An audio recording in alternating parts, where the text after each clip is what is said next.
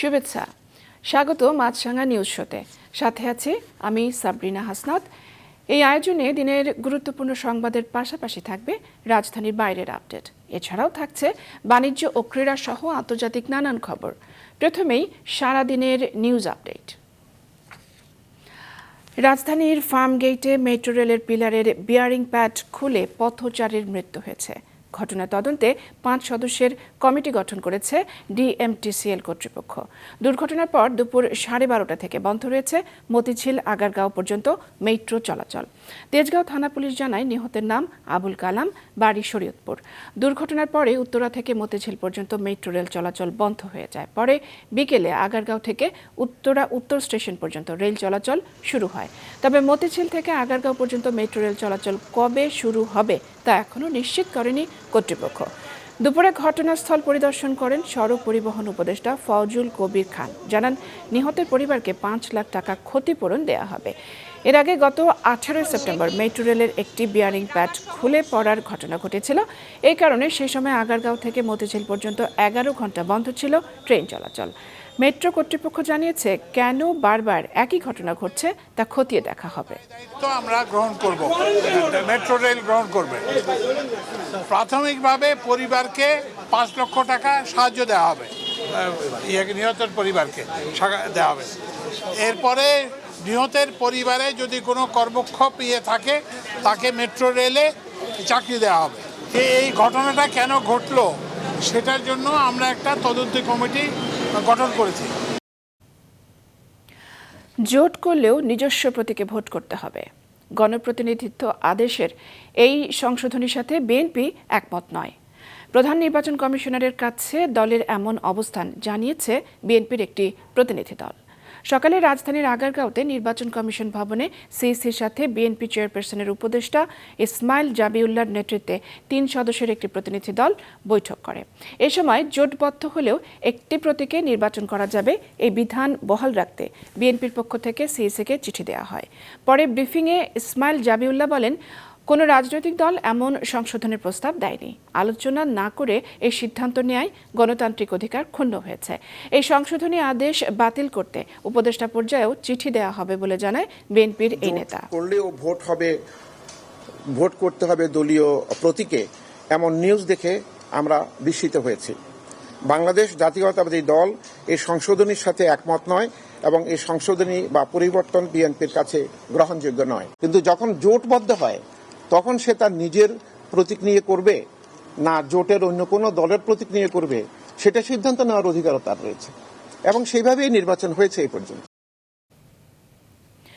22 দিনের নিষেধাজ্ঞা শেষে গেল মধ্যরাত থেকে ইলিশ ধরতে নদী ও সাগরে নেমেছেন জেলেরা। তবে বেশিরভাগ জেলে এখনো ফিরে আসে নাই। গত মধ্যরাত থেকেই মানিকগঞ্জের পদ্মা নদীতে নেমেছেন জেলেরা। তবে পদ্মায় পর্যাপ্ত ইলিশ না পেয়ে হতাশ জেলেরা। তারা জানান গতরাতে তারা অল্প কিছু ইলিশ পেয়েছেন, তাও ইলিশের আকার অনেক ছোট। ইলিশ কেনার জন্য হরিরামপুরের পদ্মাপাড় এবং আন্ধার মানিক মাছের আড়তের ক্রেতারা ভিড় করলেও বেশিরভাগ ক্রেতা ফিরে যাচ্ছেন খালি হাতে। এদিকে ভিন্ন চিত্র নোয়াখালীতে। গতরাতে সাগরে যাওয়া জেলেদের জালে ঝাঁকে ঝাঁকে ইলিশ ধরা পড়েছে। তবে এইসব ইলিশের আকার ছোট বলে জানান তারা। সারা রাতে ইলিশ জাল পাইছি 2100টা বেশি মাছ পাওয়ার দরকার ছিল আরো।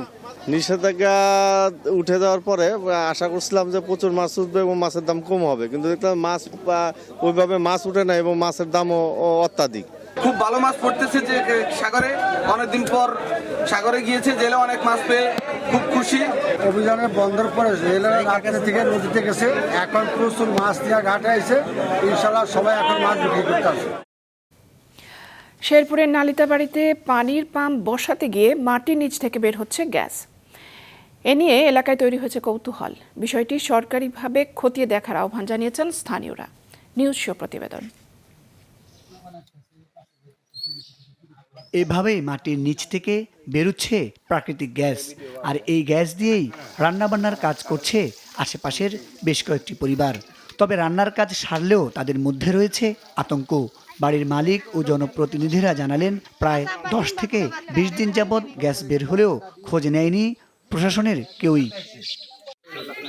খাবার পানির জন্য মোটরের কল বসাতে পাইপ দিয়ে খনন করলেই বেরোচ্ছে প্রাকৃতিক গ্যাস। পরপর 3টি টিউবওয়েল খননে পাওয়া গেছে এমন গ্যাসের সন্ধান। এ নিয়ে এলাকায় তৈরি হয়েছে কৌতূহল ও চাঞ্চল্য। শেরপুরের নালিতাবাড়ির রূপায়ণপুরা ইউনিয়নের গাছপাড়া গ্রামে কৃষক নূর মোহাম্মদ গত মঙ্গলবার পানির জন্য পাম্প বসাতেই পাইপ দিয়ে খনন শুরু করেন। 40 ফুট অতিক্রম করার পর মাটির গভীর থেকে উল্টো চাপ পাওয়া যায়। এ সময় পাইপ বারবার উপর দিকে উঠে আসে। পরে মিস্ত্রিরা 20 ফুট দূরে আবারও বোরিং করার চেষ্টা করে, সেখানেও ব্যর্থ হয়। একটু দূরে আবারও বোরিং শুরু করে, সেখানেও গ্যাসের চাপসহ পানি বেরিয়ে আসতে দেখা যায়। বাড়ির মালিক নূর মোহাম্মদ জানান, পাম্প বসানোর জন্য খনন করা গর্ত দিয়ে গ্যাসের বুদবুদ সহ পানি বের হচ্ছে, তাতে দিয়াশলাই জ্বালালে আগুন ধরছে। এই ঘটনার এলাকায় বেশ কৌতূহল তৈরি হয়েছে। তারা সরকারিভাবে বিষয়টি খতিয়ে দেখার আহ্বান জানিয়েছে। প্রথম যেটা মধ্যে হয়েছে ওটার মধ্যে মনে করেন মেসের খুঁচা দিলে ওটার মধ্যে মনে করেন আগুন জ্বলে। এখন মনে করেন বিয়ে রান্না বাড়া করে খাইতেছে। সরকারের যদি এখানে যদি আইসা যদি একটু দেখতো ই করতো, যদি পরীক্ষা করে এটার ভিতরে কি আছে না আছে যদি টেস্ট করে যদি একটু দেখতো, তাহলে মনে করেন আমরা নির্ভয়ে থাকতাম। আর 10 বাড়ির লোক মনে করেন যে সবাই এখানে রান্না বান্না করে, মানে একটা রিস্ক আছে, একটা আতঙ্ক নেই, কোনো সিকিউরিটি নাই। সবাই লোকজন জানাজানি হয়েছে, সবাই জানাজানি হয়েছে, কিন্তু কেউ এটার ব্যবস্থা নেয় না। খালে কয় যে এটা কোনো সমস্যা নাই, এরকম এরকম এদিকে, কিন্তু এটা কোনো সমস্যা সমাধানের মধ্যে আয় না। স্থানীয় জনপ্রতিনিধিরা বলছেন, আগেও কয়েকবার ওই এলাকায় টিউবওয়েল ও পাম্প বসাতে গিয়ে এই পরিস্থিতি তৈরি হয়েছে। বোরিং মিস্ত্রির ভাষ্যমতে আমাকে বিষয়টা অবগত করলে এখানে বোরিং এর মধ্যে কিছু গ্যাসের আভাস পাওয়া যায়। তাৎক্ষণিকভাবে এখানে এসে দেখি যে আসলে গ্যাসের চাপ মোটামুটি বোঝা যায়। আমাদের নালিতাবাড়ি উপজেলা নির্বাহী স্যার মহোদয়কে বিষয়টা একটি ভিডিওর মাধ্যমে এবং সরাসরি ফোনের মাধ্যমে আমি তাকে অবগত করি। তবে এলাকার মানুষকে এ বিষয়ে সতর্ক থাকার পরামর্শ দিয়েছেন স্থানীয় জনস্বাস্থ্য এই কর্মকর্তা। যারা ব্যক্তিগতভাবে তারা ব্যবহার করছে তাদেরকে এখানে আমাদের সতর্ক অবলম্বন করা উচিত। সেই ক্ষেত্রে এখন ওই গ্যাসটা ব্যবহার না করা ভালো। পেট্রো বাংলার মাধ্যমে তারা গ্যাসটা নিয়ন্ত্রণে আনা উচিত। শেষ পর্যন্ত চতুর্থ দফা চেষ্টার পর ওই বাড়ির মালিক পানির জন্য সাবমার্সিবল পাম্প বসাতে সক্ষম হয়েছেন। বন্ধুত্বের টানে বাংলাদেশে ছুটে এসেছেন মার্কিন নাগরিক তেরি পার্সন। নাটোরের গুরুদাসপুর উপজেলার এক রাজমিস্ত্রির ডাকে সাড়া দিয়ে তিনি বাংলাদেশে এসেছেন। তাকে এক নজর দেখতে বিভিন্ন জায়গা থেকে ছুটে আসছেন উৎসুক জনতা। নাটোর প্রতিবেদক রবিন খানের পাঠানো তথ্যচিত্রে নিউজ শো প্রতিবেদন।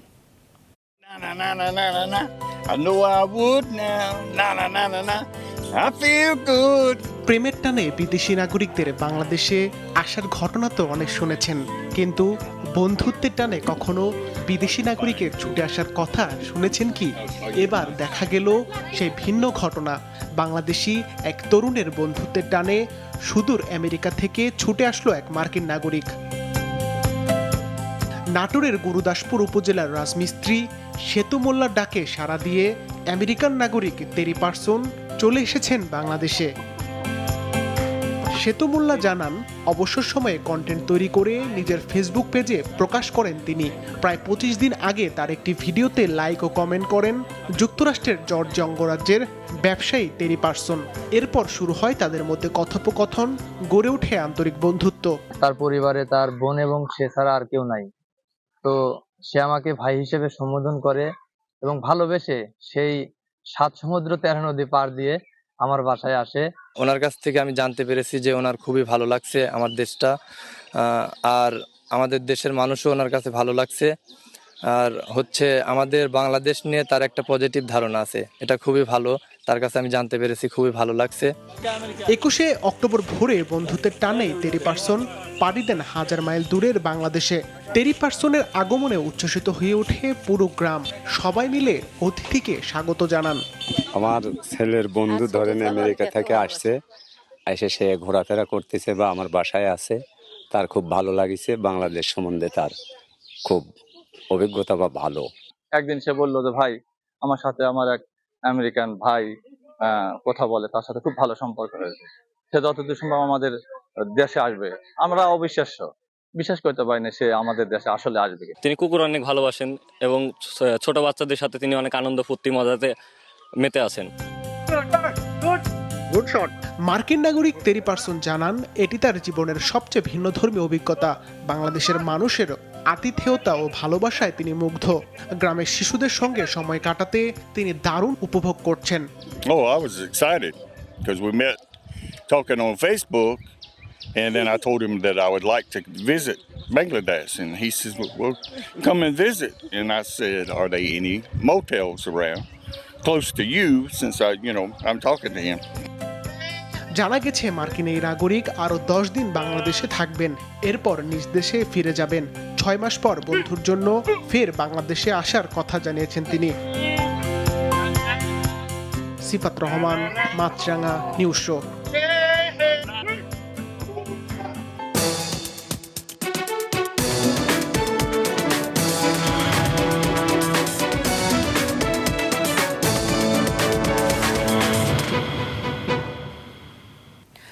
প্রথমবারের মতো যুক্তরাষ্ট্র থেকে ৫৬,৯৫৯ টন গম নিয়ে চট্টগ্রাম বন্দরের বহির্নোঙরে পৌঁছেছে এমভি নর্থ স্ট্রাইড নামে একটি জাহাজ। যুক্তরাষ্ট্র এবং বাংলাদেশ সরকারের মধ্যে স্বাক্ষরিত সমঝোতা স্মারকের আলোকেই সরকার প্রথমবারের মতো G2G ভিত্তিতে এই গম আমদানি করছে। চুক্তির আওতায় মোট ৪,৪০,০০০ টন গম আমদানি করা হবে, যার প্রথম চালান চট্টগ্রাম বন্দরের বহির্নোঙরে পৌঁছেছে গতকাল রাতে। জাহাজে রক্ষিত গমের নমুনা পরীক্ষার জন্য সংগ্রহ করেছে চট্টগ্রাম সমুদ্র বন্দর উদ্ভিদ সংনিরোধ কেন্দ্র। মান খারাপ না হলে দ্রুত খালাসের অনুমতি দেওয়ার কথা জানায় তারা। জাহাজটির স্থানীয় প্রতিনিধি 7 সিজ লিমিটেড জানিয়েছে ৩৪,১৭০ টন চট্টগ্রামে এবং বাকি ২২,৭৮৯ টন গম মোংলা বন্দরে খালাস করা হবে। যুক্তরাষ্ট্রের সম্পূরক শুল্কের চাপ সামাল দেওয়ার চেষ্টার অংশ হিসেবে গেল জুলাই মাসে দেশটি থেকে বছরে ৭ লাখ টন গম আমদানির জন্য সমঝোতা স্মারকে সই করছিল বাংলাদেশ। মাঠ পর্যায়ে সুষ্ঠু এবং সফলভাবে সর্বজনীন পেনশন স্কিম বাস্তবায়নের লক্ষ্যে খুলনায় অনুষ্ঠিত হয়েছে দিনব্যাপী সর্বজনীন পেনশন মেলা। সকালে খুলনা বিভাগীয় কমিশনারের সম্মেলন কক্ষে এর উদ্বোধন করেন মন্ত্রিপরিষদ সচিব ডক্টর শেখ আব্দুর রশিদ। এ সময় তিনি বলেন, পেনশন ব্যবস্থা আগের থেকে অনেক সহজ হয়েছে। সরকারি চাকরিজীবীরা দ্রুততম সময়েই পেনশন পেয়ে যান। অন্যদিকে দেশের অসংখ্য মানুষ কোনো প্রকার আর্থিক নিরাপত্তা বলয়ের মধ্যে থাকে না। সর্বজনীন পেনশন স্কিমের মাধ্যমে তাদের আর্থিক নিরাপত্তা দিতে এই উদ্যোগ। যত বেশি মানুষ এই প্রকল্পের আওতায় আসবে, ততই মানুষের উপকার হবে।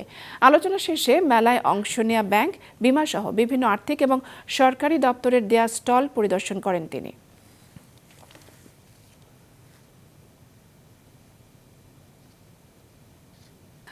জীবনের অবসরকালকে অবসাদে ভারাক্রান্ত না করে সুরের ভেলায় ভাসিয়ে নিতে গতকাল রাজধানীর বাড়িধারা কসমোপলিটন ক্লাবে ভিন্ন রকম এক আয়োজনে মেতেছিলেন প্রবীণদের সংগঠন ওল্ড ইন গোল্ডের সদস্যরা।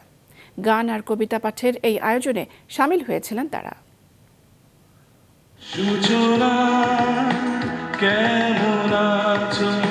তারা কেউ পেশাদার শিল্পী নন, কিন্তু ভালোবাসেন গান। অবসরে কিংবা ব্যস্ততায় গুনগুন করে গেয়ে ওঠেন প্রিয় কোনো শিল্পীর প্রিয় গানের কলি। তবে এবার আর অন্তরালে নয়, সাহস করে শ্রোতাদের সম্মুখে দাঁড়িয়েছেন মাইক্রোফোন হাতে। এরকম কিছু গান পাগল মানুষ মিলে গড়ে তুলেছেন সংগঠন ওল্ড ইজ গোল্ড। আজীবন কর্মব্যস্ততায় কাটিয়ে বর্ণহীন অবসর বেলাকে বর্ণিল করে তোলার উদ্যোগে সুরকে সাথী করে আনন্দ আয়োজনে নিয়মিত মিলিত হচ্ছেন তারা।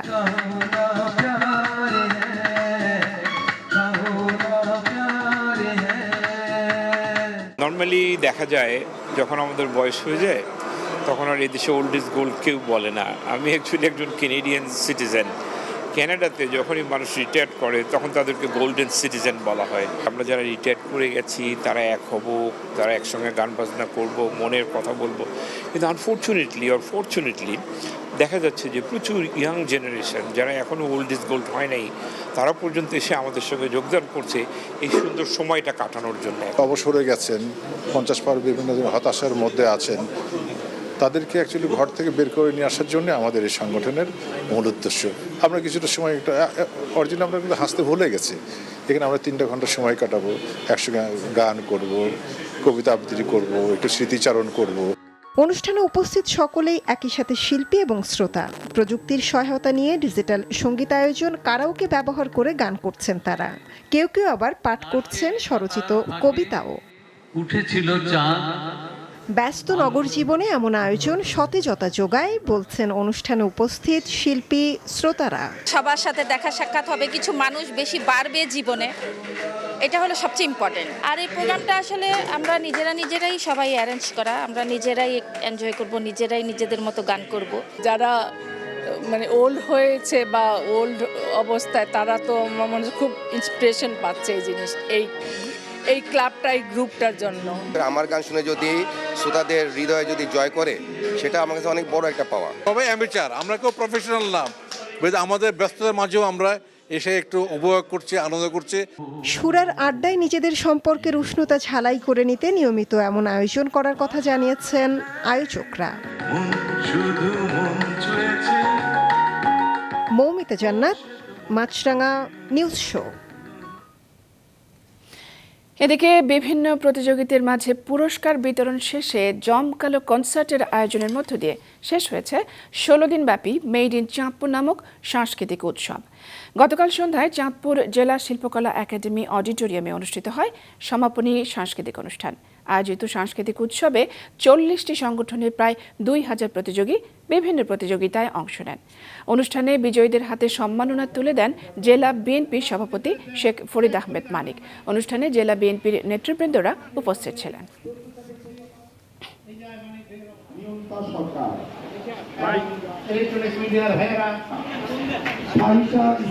মহিলা দলের নেত্রীরা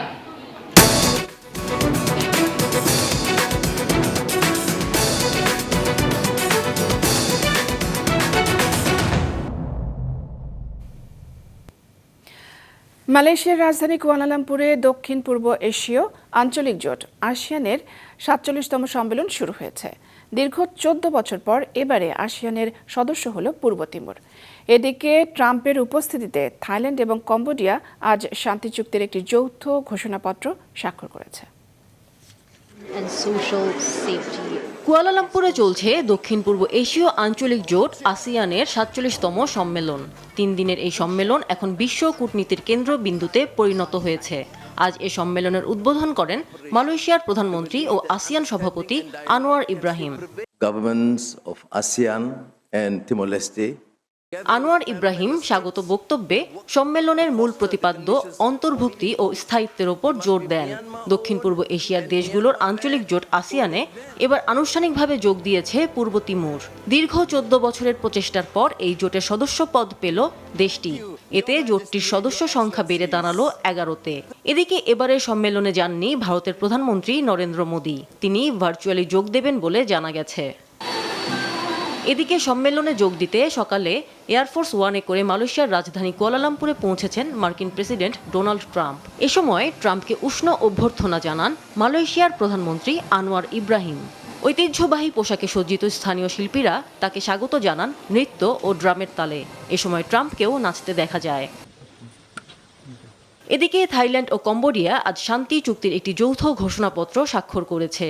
এটিকে দুই দেশের বিরোধপূর্ণ সীমান্তে শত্রুতা বন্ধ এবং শান্তি পুনঃপ্রতিষ্ঠার জন্য আনুষ্ঠানিক পদক্ষেপ হিসেবে দেখা হচ্ছে। চুক্তিতে স্বাক্ষর করেন থাইল্যান্ডের প্রধানমন্ত্রী অনুতিন চার্নভিরাকুল ও কম্বোডিয়ার প্রধানমন্ত্রী হুন মানেত। আসিয়ান শীর্ষ সম্মেলনের ফাঁকে তারা এই চুক্তি সই করেন। আসিয়ান সভাপতি হিসেবে মালয়েশিয়ার প্রধানমন্ত্রী আনোয়ার ইব্রাহিম ও মার্কিন প্রেসিডেন্ট ডোনাল্ড ট্রাম্প চুক্তি স্বাক্ষর প্রত্যক্ষ করেন। এর মধ্য দিয়ে গত জুলাইয়ে থাইল্যান্ড কম্বোডিয়ার মধ্যে আলোচনার পর অর্জিত যুদ্ধবিরতির বোঝাপড়া আরও দৃঢ় হল। আমিনা লুসে, মাছরাঙা নিউজ শো। বিশ্বের যে কয়েকটি কোম্পানি প্রযুক্তি বিশ্বকে নতুন রূপ দিয়েছে তার মধ্যে অন্যতম এনভিডিয়া। একসময় দেউলিয়া হওয়ার পর্যায়ে থাকা মার্কিন কোম্পানিটি আজ চিপ প্রযুক্তিতে বিশাল এক নাম। এনভিডিয়া চিপ শুধু গেমিং নয়, ব্যবহৃত হচ্ছে কৃত্রিম বুদ্ধিমত্তা, ডেটা সেন্টার, মেশিন লার্নিং, এমনকি সুপার কম্পিউটারে। $1 ট্রিলিয়ন এই টেক জায়ান্ট সম্পর্কে বিস্তারিত নিউজ শোতে। ছোট্ট এক স্টার্টআপ হিসেবে এনভিডিয়ার যাত্রা শুরু হয় 90-এর দশকে, যা গেমারদের জন্য গ্রাফিক্স কার্ড তৈরি করত। তবে আজ কৃত্রিম বুদ্ধিমত্তা বিপ্লবের কেন্দ্রবিন্দুতে দাঁড়িয়ে আছে এনভিডিয়া, যাকে ভবিষ্যৎ প্রজন্মের প্রযুক্তি হিসেবে দেখছে কোম্পানিটির CEO Jensen Huang. AI can understand information and generate information. এনভিডিয়ার চিপ শুধু গেমিং নয়, নানা উন্নত প্রযুক্তির খাতে ব্যবহৃত হয়। এর মধ্যে রয়েছে গেমিং গ্রাফিক্স, কৃত্রিম বুদ্ধিমত্তা যেমন data centre, generative AI, machine learning. এছাড়া সুপার কম্পিউটারে বৈপ্লবিক পরিবর্তন নিয়ে এসেছে এটি। গবেষণা, বিশেষ করে আবহাওয়া পূর্বাভাস ও বৈজ্ঞানিক সিমুলেশনের কাজ করা যায় এনভিডিয়া দিয়ে। AI can understand and solve problems that it has never seen before. Just like humans. Europe আমেরিকার অনেকে সেলফ ড্রাইভিং কার দেখেছেন, সেখানেও ব্যবহার হচ্ছে এনভিডিয়ার চিপ। রোবোটিক শিল্পে উৎকর্ষতা দেখিয়েছে এনভিডিয়া, বিশেষ করে হিউম্যানয়েড রোবট, ড্রোন, অটোমেশনে।